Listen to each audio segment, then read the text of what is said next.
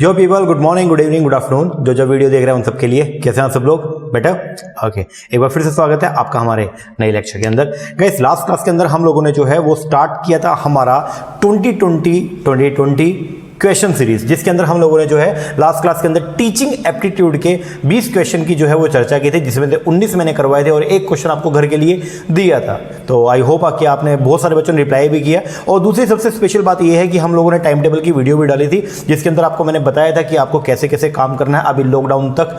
तो होप आप सब टाइम टेबल के अकॉर्डिंग काम कर रहे होगे, मैं उम्मीद करता हूं। और या फिर ऐसा नहीं है मेरे टाइम टेबल के अकॉर्डिंग, मतलब आपने अपना एक टाइम शेड्यूलिंग प्रॉपर सेट किया होगा और उसके अकॉर्डिंग आप काम भी कर रहे होगे, ताकि आने वाले जो अभी 10 दिन और पड़े हैं कल से, ताकि वो अपने बढ़िया तरीके से आप उसको जो है वो यूटिलाइज कर पाए। ओके, हाँ जी सर। तो आज सर हम क्या करने वाले हैं? आज हम टीचिंग एप्टीट्यूड के 20 नए क्वेश्चन की चर्चा करने वाले हैं। सर हमने ना कल आपने जो क्वेश्चन दिया था उसके ऊपर रिप्लाई भी किया था, तो सर बताओ तो हमारा क्वेश्चन सही है या नहीं है? बताएंगे। पहले आप एक काम करते हैं, पहले आप ये 20 क्वेश्चन जो आज के हैं इनको कंप्लीट करते हैं, देन फिर आप जो है वो करेंगे किसके बारे में चर्चा? जो कल हमने 19 नंबर का क्वेश्चन जो आपको दिया था उसके बारे में। ओके, हाँ जी सर। चलो जी, शुरुआत करते हैं हम लोग। आज की जो हमारी क्लास है उसकी शुरुआत श्री गणेश करते हैं क्लास का, जिसके अंदर 20 क्वेश्चन की चर्चा करनी है। पहला क्वेश्चन इसके अंदर जो आ रहा है, पहला क्वेश्चन आ गया जी आपकी कंप्यूटर स्क्रीन पर, सॉरी टीवी मोबाइल स्क्रीन पर। क्या है? When the learner is self directed, बोलता है जब लर्नर जो है वो सेल्फ डायरेक्टेड होते हैं, मतलब खुद से ही काम करते हैं, then it is termed as, तो उसको क्या बोलते हैं? देखो, दो अलग अलग से जो है वो अप्रोच होती है। एक होता है आपका टीचर सेंटर्ड अप्रोच, एक होता है लर्नर सेंटर्ड अप्रोच। ठीक है, उनके अंदर हम लोग जो है वो लर्निंग को दो पार्ट में डिवाइड करते हैं। एक होता है पेडागोजिकल और एक होता है एंड्रागोजिकल। एक है पेडागोजिकल और एक है एंड्रागोजिकल। अब पेडागोजिकल होती है छोटे बच्चों के लिए, वहां पे टीचर सेंटर्ड चलता है, टीचर अपने अकॉर्डिंग काम करता है, टीचर अपने अकॉर्डिंग जो है इंस्ट्रक्शन प्रोवाइड करेगा। और जो आपकी एंड्रागोजिकल है, इसके अंदर ये होती है बड़े बच्चों के लिए। ठीक है ना? तो एक है टीचर सेंटर्ड, पहले वाली पेडागोजिकल, और दूसरी जो है वो एंड्रागोजिकल। तो सेल्फ डायरेक्शन कहां होती है? क्या छोटे बच्चे अपने हिसाब से काम करते हैं? नहीं, छोटे बच्चों से काम करवाना पड़ता है। तो सेल्फ डायरेक्शन जो है वो लर्नर के अंदर कब आती है? जब वो एंड्रागोजिकल लर्निंग में आ जाता है। बोले तो जब बड़ा बच्चा हो जाता है, एडल्ट लर्नर से होते हैं, उनके लिए बेसिकली जो अप्रोच चलती है वो है कौन सी? एंड्रागोजिकल। मैंने कुछ लिखा इसके लिए, देखो एक बार।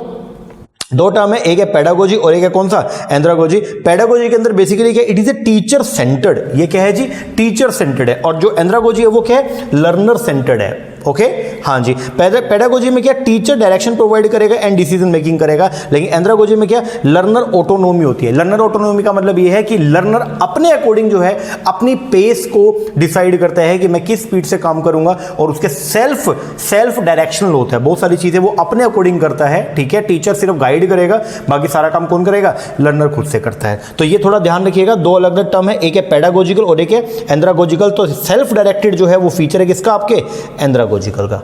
ओके, हाँ जी सर। चलो, सेकंड क्वेश्चन जो है वो आता है आपके मोबाइल स्क्रीन पर। ये instructional objective are written. Instructional objective, जब आप बच्चों को पढ़ा रहे होते हैं तो आपके कुछ क्या होते हैं? सेट ऑब्जेक्टिव होते हैं। ठीक है, are written for the student, जो बच्चों के लिए आपने सेट किया हुआ है, and they state what the student is expected to do. और उन्हीं वो ऑब्जेक्टिव बेसिकली ये बताते हैं कि बच्चों को क्या चीज करनी चाहिए। दीज ऑब्जेक्टिव शुड बी, ये ऑब्जेक्टिव कैसे होने चाहिए? मतलब जब एक टीचर बच्चों को पढ़ाने जाता है तो टीचर के माइंड में कुछ ऑब्जेक्टिव होते हैं जो कि एकदम क्लियर होने चाहिए कि एक्चुअल में टीचर चाहता क्या है, बच्चों के अंदर क्या चेंज लाना चाहता है। ठीक है, अब वो ऑब्जेक्टिव कैसे होने चाहिए? ठीक है, वो ऑब्जेक्टिव स्पेसिफिक होने चाहिए। हाँ जी, जिनको मतलब स्पेसिफिक भी हो, बोले तो एकदम अलग थलग होने चाहिए। दूसरा ऑब्जर्वेबल, जिनको आप ऑब्जर्व भी कर पाए। ऑब्जेक्टिव ऐसे होने चाहिए जिनको ऑब्जर्व भी कर पाए। अगर ऑब्जेक्टिव को ऑब्जर्व भी नहीं कर पाओगे तो उसका कोई बेनिफिट नहीं है। And third is measurable, objective measurable भी होना चाहिए, जिनको आप माप भी सकते हो। तो बच्चों के लिए जो आप ऑब्जेक्टिव सेट करते हो उनमें ये तीनों फीचर्स जो है वो होने चाहिए। तो आंसर जो आएगा वो क्या? All of the above. Okay, हाँ जी सर। चलो आगे बढ़ते हैं। अगला क्वेश्चन जो आता है जी आपके मोबाइल स्क्रीन पर वो है ये, in context of dynamic teaching environment. अगर बात करूंगा डायनेमिक टीचिंग एनवायरनमेंट के बारे में, विच of the following statement is true, इनमें से कौन सी स्टेटमेंट जो है वो क्या है? ट्रू है। अब एक बात बताओ, टीचिंग के अंदर हम लोग, मैंने आपको वैसे फर्स्ट लेक्चर के अंदर जब टीचिंग पढ़ाया था बहुत सालों पहले, तो उस टाइम पे जब आप बहुत छोटे छोटे बच्चे थे, जब आप टीचिंग शुरुआत किया आपने पढ़ना, देन उस टाइम पे मैंने आपको बताया था टीचिंग जो है वो एक ट्राइडिक प्रोसेस है, जिसके अंदर जो है वो 3 तरह के बेसिकली आपको वेरिएबल देखने को मिलेंगे। हालांकि टीचिंग डायडिक भी है, ट्राइडिक भी है और क्वाड्रिलेटरल भी है, ठीक है, वो आगे हम चर्चा करेंगे उसके बारे में। अभी के लिए ध्यान रखिएगा, टीचिंग के अंदर एक होता है टीचर, एक होता है प्यूपिल। टीचर जो है वो प्यूपिल को पढ़ाता है, टीचर टीच करेगा, तो टीचर जो है वो है इंडिपेंडेंट वेरिएबल और प्यूपिल होता है क्या, डिपेंडेंट वेरिएबल। एक बीच में और भी आता है करिकुलम, उसको बोलते हैं intervening variable, syllabus intervening variable, teaching ads intervening variable. तो यहां पे डायनेमिक टीचिंग एनवायरनमेंट के अंदर जो है वो कौन सी स्टेटमेंट सही है, statement number 2, teacher is a independent variable. Teacher independent है, टीचर की टीचिंग कैपेबिलिटी का बच्चों के ऊपर इंपैक्ट पड़ता है, तो इंपैक्ट किसके ऊपर पड़ रहा है, बच्चों के ऊपर, तो बच्चे जो है वो स्टूडेंट जो है वो क्या है, डिपेंडेंट वेरिएबल है। चलो जी, आंसर हो गया इसका क्या, बी। चलो आगे बढ़ते हैं, अगला question, at which of the following teaching style, बोलता है इनमें से किस टीचिंग स्टाइल के अंदर classroom environment is required to be sufficiently open and independent. आपको अलग अलग तरह के जो है वो क्या दिया, टीचिंग लेवल दिया, MLT, ULT, RLT, हमने कल चर्चा भी की थी थोड़ी बहुत इसके बारे में। तो बोलते हैं इनमें से किस लेवल ऑफ टीचिंग के अंदर जो है क्लासरूम का जो एनवायरनमेंट है वो कैसा होना चाहिए, ओपन एंड इंडिपेंडेंट। किस में होना चाहिए, तो सर मेमोरी लेवल में नहीं सर, वहां पे तो चीजें रटवानी होती है। ओपन कब होगा, ओपन का मतलब क्या है कि स्टूडेंट जो है वो टीचर से जब मन चाहे वो क्वेश्चनिंग कर पाए, तो ऐसा एनवायरनमेंट होगा कहां पे, रिफ्लेक्टिव में। कहां पे, रिफ्लेक्टिव। तो आंसर जो है वो क्या है इसका, सी। चलो जी आगे बढ़ते हैं, अगला, attitude, value and interest are reflected by. Attitude, value और इंटरेस्ट ये किसके द्वारा रिफ्लेक्ट की जाती है, आपको मैंने कल बताया था डोमेन्स के बारे में। स्टूडेंट को जब हम पढ़ाते हैं तो हम बेसिकली कुछ डोमेन्स की चर्चा करते हैं, ठीक है, अलग अलग एरिया की चर्चा करते हैं। एरिया के नाम पे बेसिकली ये 3 पार्ट में हमने डिवाइड किया था। एक होता है आपका कोग्निटिव, कौन सा, कोग्निटिव। एक होता है जी कौन सा आपका अफेक्टिव, और एक होता है कौन सा, साइकोमोटर। कौन सा, साइकोमोटर, ऐसा होता है। हाँ जी, साइकोमोटर में तो कल क्वेश्चन भी किया हमने, शारीरिक अंगों का इस्तेमाल करके, बोलते हैं ह्यूमन जो आपके जो बॉडी पार्ट्स है उसको यूज करके जो हम टीचिंग करते हैं बेसिकली या लर्निंग करते हैं उसको बोलते हैं हम क्या, साइकोमोटर डोमेन। कॉग्निटिव के अंदर क्या सिखाया जाता है, बोध, इंटेलेक्चुअल। तो ये एटीट्यूड, ये वैल्यूज, ये इंटरेस्ट, ये किसका पार्ट है, ये है हमारे अफेक्टिव डोमेन का। तो आंसर जो आएगा वो क्या है इसका, अफेक्टिव।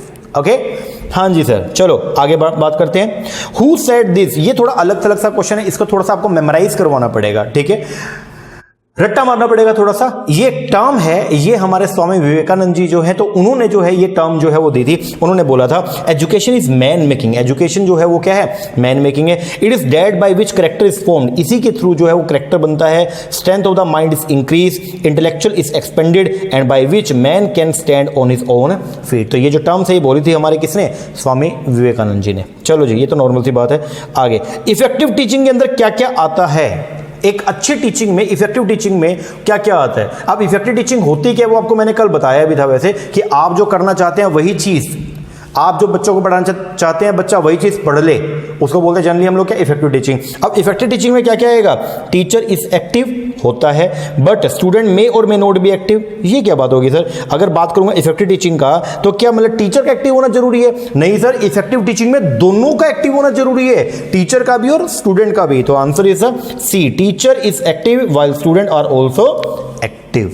ओके, हाँ जी सर। चलो आगे बढ़ते हैं, अगला, micro teaching is more effective. पहली बात तो यह भाई, ये माइक्रो टीचिंग क्या होता है। जब आप पढ़ाने के लिए जाएंगे कल को तो उससे पहले कई बार ऐसा होता है कि डेमो दे के दिखाओ जी एक बार, ठीक है, या आप जो है अपने कलीग्स को थोड़ा बहुत बताएंगे, ठीक है, मतलब क्लासरूम में जाने से पहले प्रैक्टिस करने के लिए पढ़ाना, उसको जनरली बोलते हैं हम लोग क्या, माइक्रो टीचिंग। अब ये माइक्रो टीचिंग की अगर मैं बात करता हूं तो इफेक्टिव कहां पे होता है, थोड़ा माइक्रो टीचिंग के बारे में लिखा मैंने। Micro teaching is a teacher training technique. पहली बात तो माइक्रो टीचिंग है क्या, it is a teacher training technique है। टीचर्स को ट्रेन करने के लिए जो है वो एक टेक्निक हमने बना रखी है, उसको बोलते हैं हम लोग क्या, micro teaching. For learning teaching skill it employees real teaching situation. इसके अंदर जो है वो रियल टीचिंग सिचुएशन, बोले तो एकदम क्लासरूम जैसा बनाया जाएगा, बिल्कुल जो सिमुलेट करेगा किससे, क्लासरूम से, लगेगा जैसे क्लासरूम ही है। Situation for developing the teaching skill it involve the steps of. इसके अंदर क्या क्या आता है, लाइक प्लानिंग करना, then teach, then observe, then replan, then reteach and then reobserve. जैसे पहले तो प्लान करो, देन टीच, प्लान किया आपने, फिर पढ़ा के फिर क्या किया, ऑब्जर्व किया जाएगा कि जो पढ़ाया वो सही था, फिर दोबारा से रीप्लानिंग, अगर कुछ कमी है दोबारा से रीप्लानिंग करो, रीटीच करो, फिर रीऑब्जर्व। तो इसको बोलते हैं हम लोग क्या, माइक्रो टीचिंग। 6-6 मिनट का ये जनरली 36 मिनट का ये प्रोग्राम चलता है, तो इसको जनरली हम लोग क्या बोलते हैं, माइक्रो टीचिंग बोलते हैं। ठीक है, अब ये किस कब इंपॉर्टेंट है, क्लासरूम में जाने पर इंपॉर्टेंट है या क्लासरूम से पहले करते हैं? Sir micro teaching is more effective during the preparation for teaching practice. जब आपने जो है वो टीचर को टीचिंग प्रैक्टिस करवानी है तो जनरली वहां पे आप लोग जो है वो माइक्रो टीचिंग की हेल्प लेते हैं। ओके, हाँ जी सर, तो आंसर क्या आ गया 8 का A1 जो भी है, मतलब चलो आगे। अगला क्वेश्चन है जी, maximum participation of the student का सबसे ज्यादा पार्टिसिपेशन जो है टीचिंग के अंदर वो किस मेथड में, ये मेथड ऑफ टीचिंग से है, बहुत सारे मेथड्स हमने पढ़े, उसमें से किस मेथड के अंदर सबसे ज्यादा मैक्सिमम जो है वो टीचर और स्टूडेंट जो है वो इन्वॉल्व होते हैं? तो वो होता है कौन सा आपका, आप खुद बताओ, वो है सर डिस्कशन मेथड, क्योंकि डिस्कशन के अंदर टीचर और स्टूडेंट का इन्वॉल्वमेंट बहुत ही ज्यादा होता है। चलो आगे, विच of the following expectation student have from the group learning? Group learning से जो है वो बच्चे की जर्नली जो है वो एक्सपेक्टेशन क्या होते हैं? विच of the following expectation student have from the group learning? जब बच्चा इकट्ठा एक साथ पढ़ता है तो उसके अंदर बच्चे की एक्सपेक्टेशन क्या होती है? आप पढ़ो, to get appreciation from the group, नहीं ये तो जर्नली सर नहीं लगता। To distribute the work equally, ऐसा भी नहीं। To ignore individual view point, ना सर इग्नोर क्यों करना। टू मोटिवेट करना आइसोलेटेड स्टूडेंट्स को to become member of the group, यही बात है, क्योंकि बहुत सारे बच्चे जो हैं वो अलग से पढ़ते हैं। ग्रुप के अंदर जो लर्निंग की जाती है उसका मोटिव ये होता है कि जो बच्चे अलग थलग बैठे हैं, जो शाई नेचर के हैं, तो वो भी उनका भी एंगेजमेंट क्या हो जाए, बढ़ जाए। तो इसका मोर एप्रोप्रिएट आंसर जो है वो क्या है, डी। आगे बढ़ो, विच of the following is related with the teaching skill? इनमें से कौन सा ऐसा है जो टीचिंग स्किल से जो है वो रिलेट करता है? टीचिंग स्किल, टीचर के अंदर बेसिकली ये क्या स्किल होनी चाहिए? क्या ब्लैक बोर्ड पे लिखना आना चाहिए? आना चाहिए। क्वेश्चन सॉल्विंग आनी चाहिए? आनी चाहिए। क्वेश्चन पूछना भी आना चाहिए? आना चाहिए। सब कुछ आना चाहिए। आंसर क्या, ऑल ऑफ दी अबव। चलो जी आगे बढ़ते हैं। इसके बाद, which of the following belongs to the projected instructional facility? अगर बात करेंगे प्रोजेक्टेड, आपको अगर याद हो मैंने आपको क्लासरूम में पढ़ाया भी था कि जब एक टीचर पढ़ाता है तो वो अलग अलग टीचिंग एड्स की सहारा लेता है, और टीचिंग एड्स को दो पार्ट में डिवाइड किया गया। कुछ आपके नॉन प्रोजेक्टेड जैसे ब्लैक बोर्ड हो गया, ठीक है, व्हाइट बोर्ड हो गया, और कुछ आपके प्रोजेक्टेड जिसके अंदर प्रोजेक्शन का सहारा आप लेते हैं। ठीक है, अब प्रोजेक्टेड के अंदर हम लोगों ने जो है वो अलग अलग तरह के प्रोजेक्टर्स पढ़े थे। तो यहाँ पे which of the following belongs to a projected, इनमें से कौन सा प्रोजेक्टेड से लिंक है? वो है ये एपीडियास्कोप। इसके लिए मैं आपको थोड़ा सा मैंने लिखा, रिफ्लेक्टेड प्रोजेक्शन के नाम पे दो होते हैं, एक होता है ये ओपेक और एक होता है कौन सा, एपीडियास्कोप, जिसके अंदर बेसिकली हम प्रोजेक्टर का इस्तेमाल करते हैं चीजों को क्या करने के लिए, शो करने के लिए या उनको विजुलाइज करवाने के लिए। चलो जी आंसर आ गया इसका सी। आगे बढ़ेंगे, next question, understanding theory and principle of the children learning. ध्यान से सुनना, अंडरस्टैंड करना थ्योरी एंड प्रिंसिपल किसके, children learning is a fundamental importance है किसका? अगर हम बात करते हैं कि अंडरस्टैंड करना theory and principle of children learning is of fundamental importance, किसके लिए, किस चीज के लिए ज्यादा जरूरी है? बच्चों की भावनाओं को समझना, ठीक है, मतलब बेसिकली तो वो क्यों जरूरी है? सबसे पहला इफेक्टिव टीचिंग के लिए, हाँ जी जरूरी है। पढ़ाना कैसे, तो बच्चों के बारे में नॉलेज होगा तभी बता पाएंगे। दूसरा, इफेक्टिव करिकुलम प्लानिंग के लिए, सिलेबस को अगर डिफाइन करना है तो नेचुरल बात है नॉलेज होगी तभी बता पाएंगे। Four, motivation of the learner, learner को मोटिवेट करने के लिए, बिल्कुल सही बात है क्योंकि उनके बारे में नॉलेज भी होनी चाहिए। आंसर क्या गया, ऑल ऑफ दी अबव। चलो आगे बढ़ते हैं। Teacher knowledge on student need, teacher को नॉलेज होना चाहिए किसके बारे में, स्टूडेंट्स की नीड एंड इंटरेस्ट के बारे में। Are covered by the subject, किसके बारे में, नीड और इंटरेस्ट, ये बेसिकली साइकोलॉजी से रिलेटेड है। बच्चे की साइकोलॉजी को समझना, ये टीचर को इस चीज की नॉलेज होनी चाहिए, टीचर को पता होना चाहिए कि बच्चे के माइंड में क्या चल रहा है, ठीक है ना। तो ये नीड एंड इंटरेस्ट जुड़ा हुआ है किससे, psychology of the education. Sociology भी नहीं है, फिलोसफी भी नहीं है एंड पॉलिटिक्स भी नहीं है, तो किससे जुड़ा हुआ है ये, साइकोलॉजी ऑफ द एजुकेशन। चलो जी आगे बोलता है, while presenting your idea in a classroom it is better, जब आप अपने आइडिया को प्रेजेंट करते हैं क्लासरूम के अंदर तो ये बेटर है, ये जरूरी है क्या, नंबर वन, रिकॉग्नाइज करें that there can be other view, ये भी ध्यान रखना चाहिए कि बाकी औरों के व्यूज भी हैं, बिल्कुल सही बात है सर करना चाहिए। रिकॉग्नाइज करें that students are not a homogeneous mass, ये भी ध्यान रखना चाहिए कि स्टूडेंट जो है वो होमोजीनियस नेचर के नहीं है, इसका मतलब अलग अलग स्टूडेंट का जो व्यू पॉइंट है वो अलग अलग हो सकता है, बिल्कुल सही बात है, स्टूडेंट तो हेट्रोजीनिटी होती है उनमें। And take the dissenting view, मतलब वो लोग जो आपके व्यू से सहमत नहीं है उनको भी अपने मन में, आपको अपने ध्यान में लेके आना चाहिए। बिल्कुल सर, जो डिसेंटिंग है ऐसा नहीं है उनको इग्नोर करो, उनको भी ध्यान में रखना चाहिए। तो आंसर क्या है, 1, 2 एंड 3। ओके, हाँ जी, चलो जी आगे बढ़ते हैं। अगला, attitude, concepts, skill and knowledge are the product of, ये सब किसका प्रोडक्ट है? ये प्रोडक्ट है सर लर्निंग का।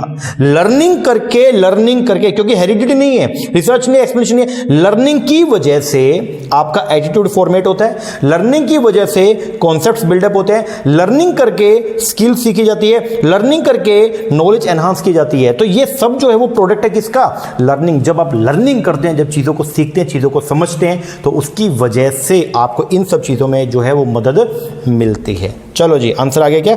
लर्निंग। आगे 17th, the best way to react to a wrong answer given by student is, अगर मान लो कोई बच्चा, आपने कल को आप पढ़ाने के लिए चले गए और आपने किसी बच्चे से क्वेश्चन पूछा और बच्चे ने रॉन्ग आंसर दे दिया, आप क्या करेंगे? पिटोगे, जचाओगे उसको, हाथ में लगा देना वे, गलत है, मारना मुरना नहीं है बिल्कुल भी, बेइज्जती करोगे। क्यों भाई बेइज्जती क्यों करना? तो क्या पता तुम्हारे अंदर कमी हो, तभी बेचारा बच्चा ना बता पाए हो, तो क्या करेंगे सर हम क्या करेंगे? आओ बताता हूं। स्कोल्ड करोगे? नहीं, मारना पीटना नहीं है। दूसरा, explain why the answer is wrong, क्या ये करोगे?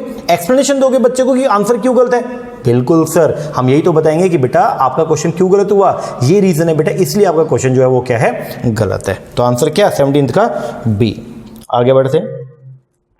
When a student asks a question to which the teacher has no direct correct answer, he should, तो वो क्या करेगा? अगर कल को मान लो आप पढ़ाते पढ़ाते अटक गए तो आप क्या करेंगे? गलत बताओगे? ना सर, क्या करोगे? सर हम यही कहेंगे बच्चे को कि बेटा आज मुझे नहीं पता, मैं कल पढ़ के आपको जरूर बताऊंगा। तो गिव सम वेग आंसर, ना ऐसा हम बिल्कुल भी नहीं करेंगे। Tell the student not to ask irrelevant question, ये बोलोगे? और हमारे स्कूल में तो बहुत बोलती थी, हमारे एक मैडम हुआ करती, नाम नहीं लूंगा, तो वो मैम जो थे ना भाई, उनसे कुछ भी अगर इधर उधर का क्वेश्चन पूछ लो, मैम बोलते थे हैं बकवास क्वेश्चन है। नहीं, अरे बकवास है क्यों? क्या पता आगे जाके कहीं यूज आ जाए तो। लेकिन टीचर बताती नहीं थी, बस वो जो पढ़ के आती थी वही अपना आके और गा देती थी क्लास के अंदर।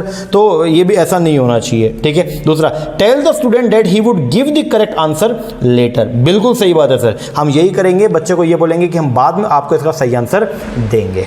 चलो जी आगे 19th क्वेश्चन क्या बोलते हैं? If the student do not understand what is taught in the class, अगर स्टूडेंट जो है वो नहीं सीख पाया जो उसको पढ़ाया गया था क्लास में, द टीचर शुड, तो टीचर को क्या करना चाहिए? मारना पीटना चाहिए? नहीं सर, टीचर को क्या करना चाहिए? Teach the lesson again citing suitable example, एक सुटेबल एग्जाम्पल दे के दोबारा से जो है वो लेसन को क्या टीच करना चाहिए। एक नया सा एग्जाम्पल दो, उसके अकॉर्डिंग आप टीचर को जो है वो पढ़ाना चाहिए। तो आंसर क्या आ गया? बी। और लास्ट क्वेश्चन आज का जो आपका होमवर्क है वो क्या है? An ideal situation in a classroom, ideal situation in a classroom would be, वो क्या होती है? जहां पे ये सब ऑप्शन दे रखे हैं, इनमें से आपको बताना है कि आइडियल सिचुएशन क्या होनी चाहिए क्लासरूम के अंदर। ओके हाँ जी, ये हो गए हमारे 20 क्वेश्चन जो हमने किए अभी 19 हमने क्लास में कर लिए। एक आपका होमवर्क है, आप इसको कमेंट करके मुझे बताएंगे कि आखिर क्या है। सर कल वाले का तो बताओ, कल वाले का क्या था? आ जाओ, क्यूरियोसिटी बहुत हो रही है तुम लोगों को आज। ये देखो, ये हमारा 19th क्वेश्चन था, जिसके अंदर हम लोगों ने जो है वो कुछ ये मैच द फॉलोइंग का क्वेश्चन आया था, जिसके अंदर 4 तरह की रिसर्च दी गई थी, उनके आगे फीचर दिए गए थे और पूछा था 4 तरह के मेथड ऑफ टीचिंग थे, जिसमें बताया गया था कि उनके आगे कुछ उनके फीचर्स हैं तो मैच करना था। तो क्या क्या था? एक था एक्सपोजिटरी मेथड, एक था डिस्कवरी, एक था डिस्कशन और एक कौन सा? पर्सनलाइज। सबसे पहले बात करेंगे एक्सपोजिटरी मेथड। एक ऐसा मेथड होता है जिसके अंदर टीचर का स्टूडेंट के साथ डायरेक्ट रिलेशन जो है वो नहीं होता। इसके अंदर क्या होता है, जैसे मैनुअल्स हो गए, कई बार क्या होता है आपके घर पे कोई टीवी आया, ठीक है, अब उसके अंदर वो कैसे शुरू होगा, क्या फीचर रहेगा, तो उसके लिए आप लोगों का एक पूरा मैनुअल होता है, ठीक है, एक गाइड होती है, उसको आप फॉलो करते हैं। तो वो जो मेथड होता है ना, जिसके अंदर क्या स्टेप बाय स्टेप बताया जाएगा बच्चों को कि आपको कैसे कैसे क्या क्या काम करना है, उसको बोलते हैं हम लोग क्या? Expository method. तो ये जो है एक्सपोजिटरी, ये है इसका डी का, ठीक है, हाँ जी, ए का तो हो गया जी डी। ओके, इसके बाद में फिर जो है वो क्या? डिस्कवरी मेथड जो है, डिस्कवर करना, कैसे? लर्निंग बाय डूइंग, ठीक है। ए का हो गया डी, ए का डी और बी का हो गया सी, बी का हो गया सी। अच्छा जी, चलो आगे। डिस्कशन मेथड जो है, इसके अंदर बेसिकली जो है वो क्या होता है? डिस्कशन होता है कैसा? Open ended and collaborative exchange of idea, open ended and collaborative exchange of idea. तो बी 3 का हो गया बी। तो बचा क्या? एक पर्सनलाइज मेथड, कौन सा? विच प्रोमोट द स्टूडेंट ऑटोनॉमी, जो स्टूडेंट को क्या करता है? ऑटोनॉमी प्रोवाइड करता है कि स्टूडेंट अपने हिसाब से काम करे। बोले तो पर्सनलाइज नेचर की टीचिंग है ये, जिसमें हर स्टूडेंट को हम ये मौका देते हैं कि आप अपने अकॉर्डिंग अपनी लर्निंग की स्पीड आप या लर्निंग का जो पेस है आपका उसको अपने अकॉर्डिंग आप सेट कीजिए। तो फोर्थ का जो है वो हो गया क्या, ए, फोर्थ का A. Correct answer is C. बहुत सारे बच्चों ने जो है वो सी आंसर दिया, आप सब विनर हैं। तो मैं एक बार थोड़ा नाम बताता हूँ, थोड़ा सा मोटिवेशन भी मिलता है। ये था जी, ये था जी। चलो शुरुआत करते हैं हम लोग यहाँ से। हाँ। सबसे पहले शीला स्वामी जी ने जो है वो बताया कि सर टाइम टेबल भी हमने बना लिया, फॉलो भी कर रहे हैं, and answer is C. Sheela Swami ji, आपका आंसर बिल्कुल सही है और टाइम टेबल बनाया, वेरी गुड, आपके लिए क्लैपिंग। और आपको जो है वो गिफ्ट के अंदर मिलता है JRF का सर्टिफिकेट थोड़े दिनों के बाद। हाँ, हमने यहाँ से भेज दिया, थोड़े दिन में पहुँच जाएगा आपके पास में। इसके बाद में है जी ये अशफाक भट्ट जो है, इन्होंने आंसर दिया ए, गलत है। अशफाक, थोड़ी सी मेहनत की जरूरत है, थोड़ा सा ध्यान से अगर करते हो जाता। चलो कोई बात नहीं। ये रानी साहू जो है, इन्होंने भी आंसर दिया सी, आपको भी JRF। एस साहू ने भी आंसर दिया सी, आपको भी JRF। रेनू मुंजाल ने जो है आंसर दिया डी, गलत आंसर है, थोड़ा सा पढ़ना पड़ेगा, कोई बात नहीं। सविता सेन ने जो है आंसर दिया सी, एकदम सही है, करेक्ट। अनामिका काजला जो है, उन्होंने आंसर दिया बी। अनामिका, गलत है, आपका आंसर आएगा इसका सी, बी नहीं आएगा। पूजा सिवाज, गुड नाइट सर। अरे ये अभी से गुड नाइट कर दिया। Good night sir, time table बना लिया है, फॉलो भी करें। ठीक है, अच्छी बात है, करते रहो, ऑल दी वेरी बेस्ट। रचना भारद्वाज जी का सी, वेरी गुड। पूजा कुमारी का C, very good. Raj Kapoor Panchal का भी सी है, वेरी वेरी गुड। अच्छा जी, राजकुमार पंचाल ने बोला सर आपकी वजह से टाइम वेस्ट करने से बच गए। अरे वाह, वेलकम। ओके, इसके बाद है ये योगिता मरमत, इन्होंने क्या बोला भाई, मुझे एग्जैक्ट पता नहीं अभी वो ऑप्शन कौन सा था। खैर, दिव्या कुमारी जी का गलत है। Jagtar Singh, very nice lecture sir, thank you very much. Jimin का है सी, बिल्कुल सही है। डिम्पल गर्ग का सी, वेरी गुड। अमृता का है follow all the instruction sir, हैं ये क्या था, फॉलो ऑल इंस्ट्रक्शन सर। अच्छा, मेरे सारी इंस्ट्रक्शन फॉलो कर रहे हो, okay okay okay, all the very best. चलो, इसके बाद है जी आपका ये सुब्रस्मिता आचार्य जी का सी, बिल्कुल सही बात है। और एंजेलिना साहू का है ए, गलत। और ये है रामतीर्थ कुमार का सी, एकदम सही है, एकदम सही है, करेक्ट, आपको भी मिलता है JRF। श्वेता गुप्ता का है सी, एकदम सही। नेहा अग्रवाल का भी है सी। ये मंजूनाथ, इनका है ए, गलत है यार मंजूनाथ जी, ये गलत है, आपका आंसर जो है आंसर आएगा करेक्ट सी, ओके। फिर मनोज साहू जी का है सी, ओके है। मदन कामरा का सी, अमित पानू का सी, ओके। आदित्य कुमार का भी सी है, वेरी वेरी गुड। इसके बाद ओके, एक आया है राहुल शर्मा जी का, हाउ द जोश ऑन पीक, कहाँ गया अभी, मिस हो गया थोड़ा। हाँ, टाइम टेबल फॉलोइंग सर, जोश is on peak, okay. How the जोश इज ऑन पीक सर। हाँ, ये जोश ऐसे ही रहना चाहिए और आगे के आने वाले टाइम के अंदर भी अपने को एकदम ऐसे करके तैयारी करनी है, ओके ना। और फिर अपने को, क्योंकि अपने ऑब्जेक्टिव जो है एकदम क्लियर है, अपने को क्या बनना है, अपने को पूरे माइंड में सेट है, बस अपने को चलते जाना उस रोड पे, ठीक है ना। सबसे इंपॉर्टेंट बात है डेस्टिनेशन का पता होना चाहिए, ठीक है। कभी भी एक बात बताऊं आपको, मैं बहुत बार हमारी उम्र में आता है कि यार बहुत डिप्रेस हो जाते हैं सोच के कि यार सोचा क्या था, इस साल से बहुत उम्मीदें थी और देखो ऐसा सिचुएशन हो गया ये वो। लेकिन सीरियसली बताऊं, जब कभी भी ऐसा माइंड में है ना, मैं क्या सोचता हूं, मैं हमेशा सोचता हूं डेस्टिनेशन के बारे में। मैं हमेशा सोचता हूं वहां, यार जिस दिन वहां पहुंचूंगा ना, सीरियसली ये सब चीज़ मैं भूल जाऊंगा, तो मैं दोबारा से भी लगता हूं काम पे कि नहीं यार मुझे काम करना, मुझे उस पीक पे पहुंचना है, ठीक है ना। तो वो रास्ता कब पहुंचेंगे, क्या होगा क्या नहीं, भूल जाओ सब चीज को। मेन बात है कीप गोइंग ऑन, आप चलते जाइए बस, ठीक है ना। रुकना नहीं है, रुकना तेरा काम नहीं है। Yes exactly. रौनक शर्मा का है सी, बिल्कुल ओके है। अश्विनी कुमार जी का डी, गलत है सर। मोनिका जाखड़ का सी, ओके है। खुशबू कुमारी मैथमेटिकल रीजनिंग, हाँ जी लेके आएंगे बिल्कुल। इसके बाद है पूजा सप्राज जी का सी, ओके है। और very nice class, thank you Pooja Malik ji. But answer तो बताओ, आंसर नहीं बताया, नालायक पूजा मलिक। चलो कोई बात नहीं। दीपशिका जी का जो है वो सी, ओके है। प्रीति कौशल का सी, प्रियंका गोले का सी, ओके है। रवि मोदी जी का सी, एकदम करेक्ट सर। इसके बाद है ये अमरीन कौसर का सी, एकदम ओके है। और इंदु भारती आप हैं तो सब अच्छा होगा Mohit sir ji, thank you Indu ji, thank you very much. Pooja Tiwari ji का C, okay. Nishu Upadhyay C, अरे Nishu all the very best, मुझे उम्मीद नहीं थी तुझसे, बट ठीक है, चलो ठीक है, ओके। इसके बाद है जी Anjali Mishra C, it's okay, very very good. Nancy Bansal ji का सी, श्रुति राजन जी का C, okay. Aarti Kumari sorry, great teacher, nice explanation, very, अरे thank you very much Aarti ji. इसके बाद है ये शरुणा हुआ ए, अरे नहीं गलत है जी, सी होना चाहिए। गजेंद्र चौहान जी का भी है सी, प्रताप देवरे का है सी, और I have read 13 hours 30 minutes sir. अरे वेरी वेरी गुड, बहुत बढ़िया बहुत बढ़िया, ऑल दी वेरी बेस्ट। और उसके बाद में प्रीति बड़गुज्जर का है सी, वेरी वेरी गुड, सही है। और अर्पणा दिव्यांश का है सी, ओके है। अंजू रविश का 1 गलत है यार, सी आएगा। अच्छा, रिया अग्रवाल का है सी, भाग्यश्री के जी का है सी, जयश्री का सी, शिवा सिंह का थैंक यू, दीपिका जी का C, Jonty, Japneet all the very best. बढ़िया तरीके से काम करा, तुझसे मेरे को बहुत उम्मीद है सीरियसली। इस बार मुझे जो है वो जेरफ मांगता है तेरा, ठीक है ना। सी, बहुत बढ़िया। अच्छा जी, वैसे सबका ही मांगता है, लेकिन जब नहीं तेरा 1% से फालतू मांगता है अपने को, ठीक है ना। बहुत बढ़िया, वेरी गुड। अमन जोशी का सी, दीपक गुप्ता का सी, मनी का सी, हाँ मनी बढ़िया, ओके। ये भार्गव का सी, ओके है।